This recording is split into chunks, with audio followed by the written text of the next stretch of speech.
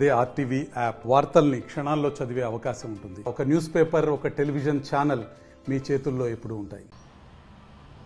కొరంగరావు మృతి పట్ల CPI Maoist party లేఖ విడుదల చేసిన పరిస్థితి. రాష్ట్ర కమిటీ అధికార ప్రతినిధి జగన్ పేరుతో లేఖ విడుదల చేశారు. లేఖ విడుదల చేసి పలు ప్రధాన అంశాలు ఆ లేఖలో చెప్పిన పరిస్థితి కనబడింది. అయితే కొరంగరావు పార్టీకి సుదీర్ఘకాలంగా సేవలు అందించాడని, దీంతోపాటు పలు ఉద్యమాల్లో పాల్గొన్నాడని ఆ లేఖలో చెప్పిన పరిస్థితి. ముఖ్యంగా బాబేజరీ ఉద్యమం నుండి మొదలుకొని, అంటే జోడేఘాట్ ఉద్యమం నుంచి మొదలుకొని బాబేజరీ, ఇంద్రవెల్లి, అదేవిధంగా పలు అంశాలు దీంట్లో ప్రస్తావించిన పరిస్థితి. పార్టీ కోసం తను చేసిన సేవలు మర్చిపోలేమంటూ మావోయిస్టు పార్టీ అధికార ప్రతినిధి జగన్ లేఖలో వెల్లడించిన పరిస్థితి. తన మృతి పట్ల మావోయిస్టు పార్టీ ప్రగాఢ సానుభూతి తెలుపుతున్నట్టు, వినమ్ర వందనాలు తెలుపుతున్నట్టు పార్టీ లేఖలో పేర్కొన్న పరిస్థితి కనబడింది. అయితే ఇటు గోవిందరావు ఎప్పుడు 22 తేదీన చనిపోవడం జరిగింది. తన స్వగ్రామంలో చనిపోయిన పరిస్థితి కనబడింది. అయితే కేరమేరి మండలంలో తను తుది శ్వాస విడిచినట్టు ఆ పార్టీలో పేర్కొన్న పరిస్థితి కనబడింది. కొమరం భీం జిల్లాలో దాదాపుగా 75 సంవత్సరాలు తన సుదీర్ఘమైన సేవలు అందించారు. పలు ఉద్యమాల్లో తను కీలక పాత్ర పోషించినట్టు చెప్పిన పరిస్థితి. కొమరం భీం ఆశయ సాధనగా, అంటే 2006 170 చట్టం కావచ్చు, అదేవిధంగా పీసా చట్టాలు కావచ్చు, ఇలా పలు చట్టాల నుంచి 1980 నుండి ఆ ప్రాంతంలో మావోయిస్టు పార్టీకి ఎనలేని సేవ చేస్తున్నట్టు దీంట్లో చెప్పిన పరిస్థితి కనబడింది.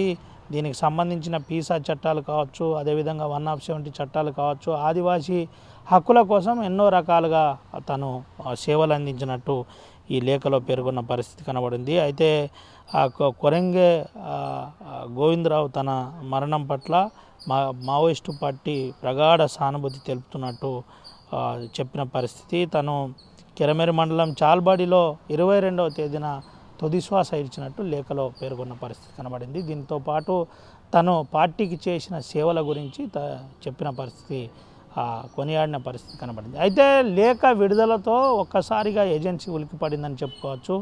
మావోయిస్టు పార్టీ అధికార ప్రతినిధి జగన్ లేఖ విడుదల కావడంతో ఒక్కసారిగా ఏజెన్సీ అంతా ఉలిక్కిపడింది. అధికారులు కూడా ఒక్కసారి ఆరా తీస్తున్న పరిస్థితి. అసలు ఆ లేఖ ఎట్లా రిలీజ్ అయింది, లేఖ నిజమేనా, లేఖలో ఏం పేర్కొన్నారు, ఎప్పుడెప్పుడు ఏమేమి జరిగిందనే అంశంలో పేర్కొన్న అంశాలు నిజమేనా అంటూ కొంత ఎంక్వైరీ చేస్తున్న పరిస్థితి కనబడుతుంది. దీంతోపాటు గట్టి నిఘా ఏర్పాటు చేశారు. ఎక్కడ ఎటువంటి అవాంఛనీయ సంఘటనలు జరగకుండా కదలికలు ఎప్పటికప్పుడు పరిశీలిస్తున్న పరిస్థితి కనబడుతుంది. అయితే బాబేజరీ, అంటే కొమరం భీం పోరాటం చేసిన 9 గ్రామాల్లో ఈ గోవిందరావు గ్రామం ఒకటని చెప్పుకోవచ్చు. ఇదంతా కూడా ఎఫెక్టెడ్ గతంలో ప్రాంతం. అప్పటి నుంచి ఇప్పటి వరకు మావోయిస్టు పార్టీకి తను సానుభూతిపరునిగా తను చేసిన సేవలు మరవలేమని పార్టీలో అటు మావోయిస్టు పార్టీ అయితే లేఖ విడుదల చేసిన పరిస్థితి. లేఖ విడుదలతో ఒక్కసారిగా ఏజెన్సీ ఉలికి పడిందని చెప్పుకోవచ్చు. Vote studio.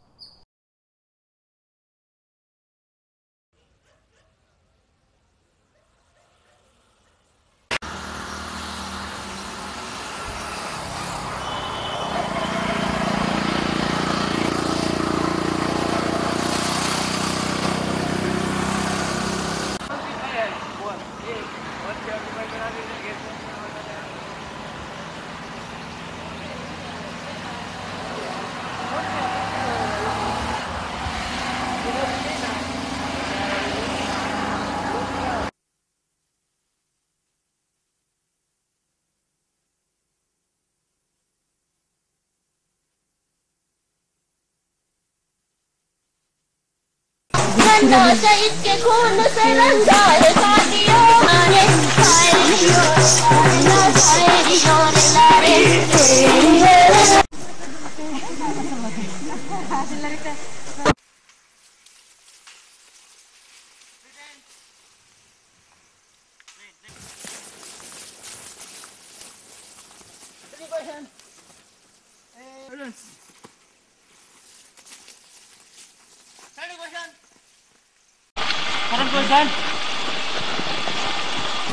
మరిన్ని వీడియోస్ కోసం ఛానల్ ని సబ్స్క్రైబ్ చేయండి. లేటెస్ట్ అప్డేట్స్ కోసం వాట్సాప్ ఛానల్ ని ఫాలో చేయండి.